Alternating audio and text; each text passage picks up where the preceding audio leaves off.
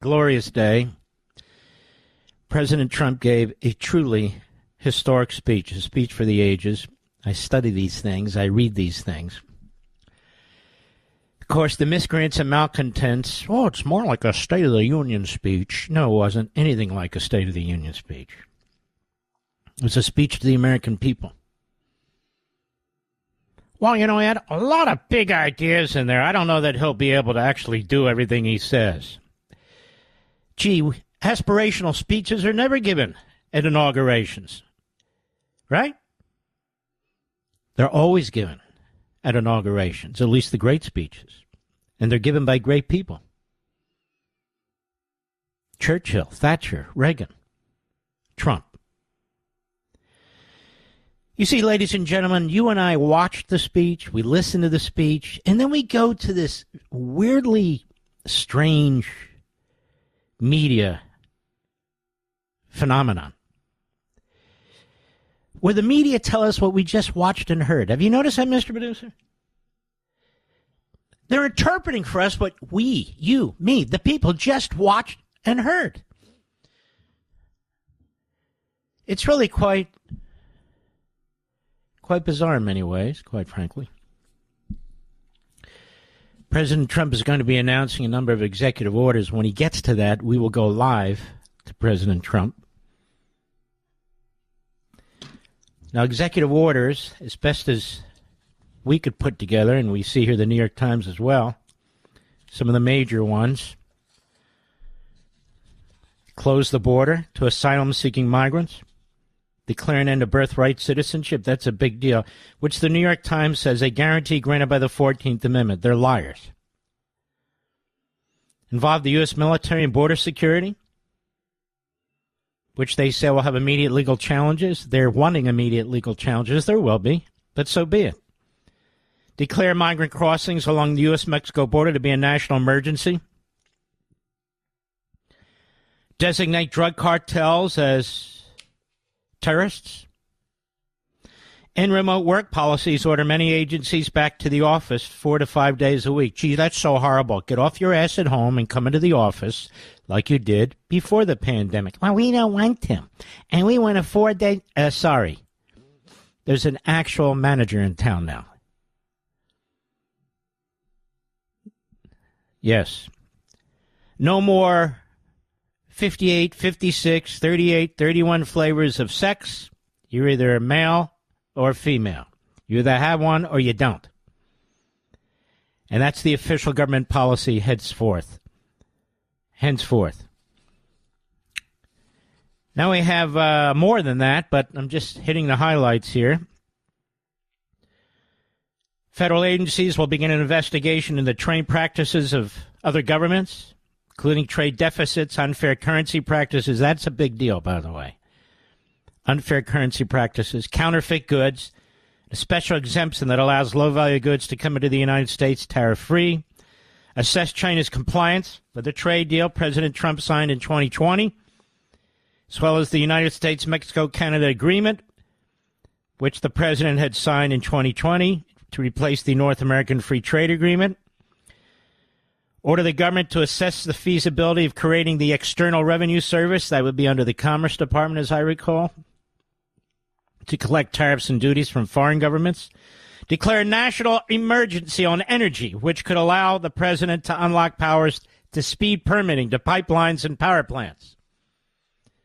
Order federal government to roll back regulations that impede domestic energy production. God bless them. Signal an intention to loosen the limits on tailpipe pollution and fuel standards. Here's what they're trying to say. It's not loosen the limits. The absurd limits that the Biden administration put in place would destroy all vehicles using combustion engines, force everybody into electric vehicles. So it's not a matter of loosening the limits on tailpipe pollution. It's a matter of reversing what Biden did. And eliminate the electric vehicle mandate. You want to buy an electric vehicle? Go ahead. You don't have to. They say roll back energy-efficient regulations for dishwashers, shower heads, and gas stoves. And this is what you're going to get from the Holocaust-denying New York Slimes as well as other media outlets. It's not a matter of rolling back energy-efficient regulations.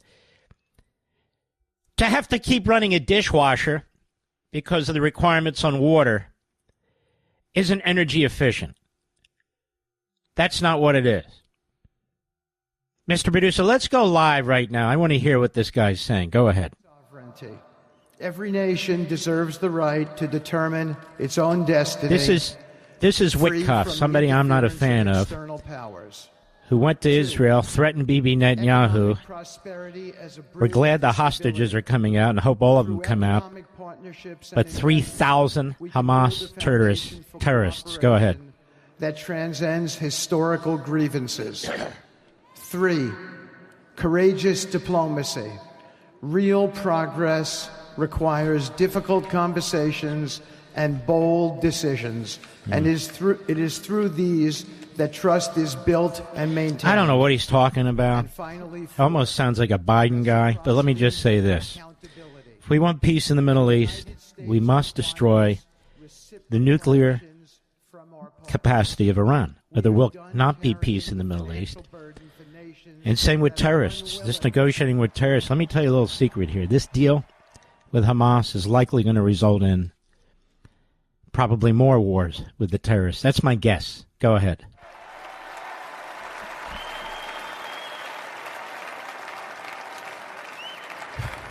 We are done carrying the financial burden for nations that are unwilling to fund their own progress.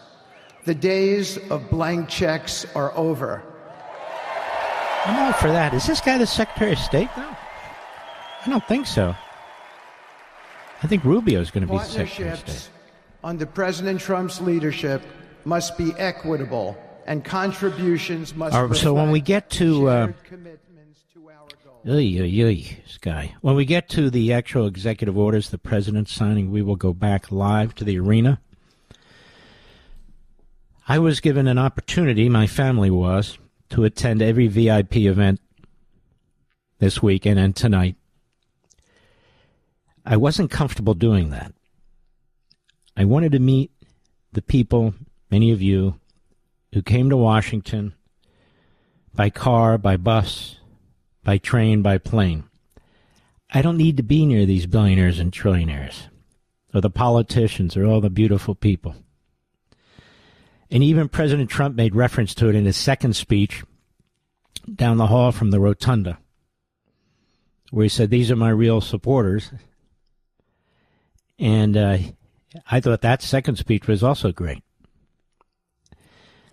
So we chose not to do that. I also chose to come back behind the microphone to speak with you. Why? Because I want to be with you in a moment like this. Millions of listeners. You're the army who made this possible. You're the voters who made this possible.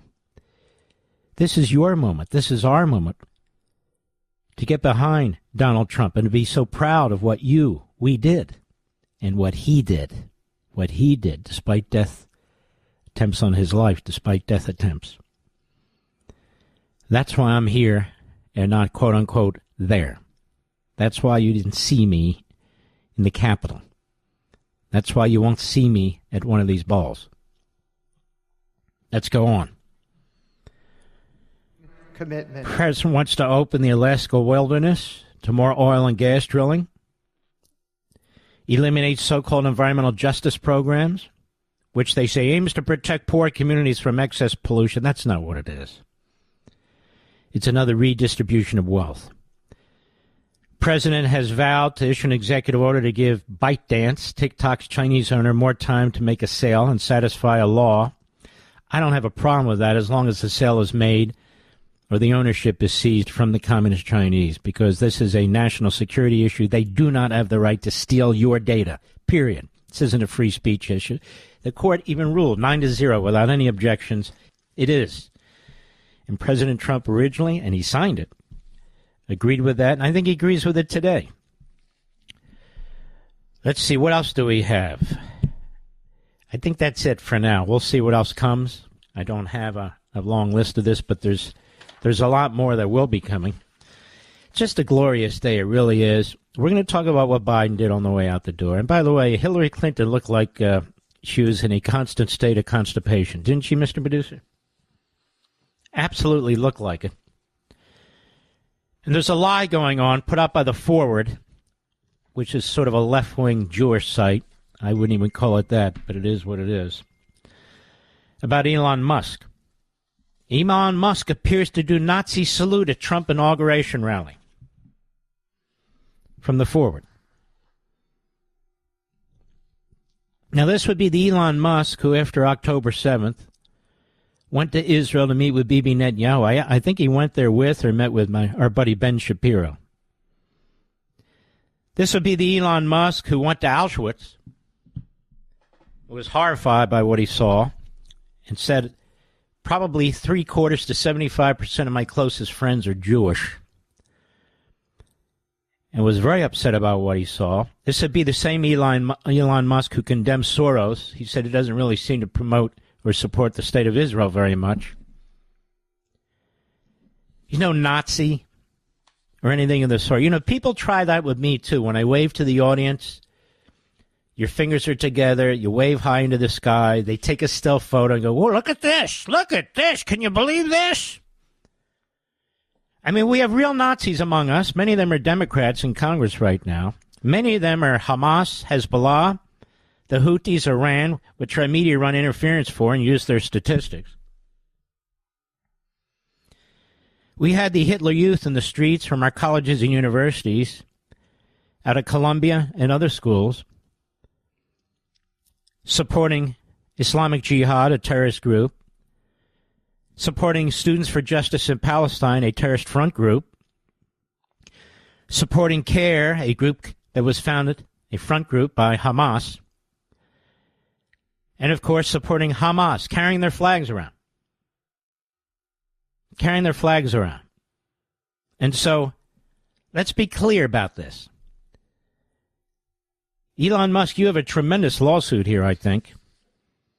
Musk supporters defended the gesture, saying it was simply a gesture illustrating the sentiment of my heart goes out to you by touching his heart and then pointing to the crowd. But many others compared the stiff-arm salute to photos of Nazi soldiers saluting Hitler. But he's not a Nazi saluting Hitler, you jackasses. He embraces Netanyahu. He embraces the Jewish faith, not as his own, but with his friends. He took a trip to Auschwitz, as I said. He wanted to see for himself, not because he's a doubter, but because he's concerned. That Elon Musk, a grotesque smear from the Forward, the headline, Elon Musk appears to do Nazi salute at Trump inauguration. It's just grotesque. Absolutely disgusting. The other thing they were saying, Mr. Producer, is he didn't put his hand on the Bible. Did you see all those headlines? He didn't put his hand on the Bible. It's because John Roberts went to the oath so fast. Melania, who had two Bibles, one from his parents, his mother, and one from Lincoln, didn't have the time to get up there. She was situating herself to get a Bible to the president and to hold it for the president. That's exactly what happened.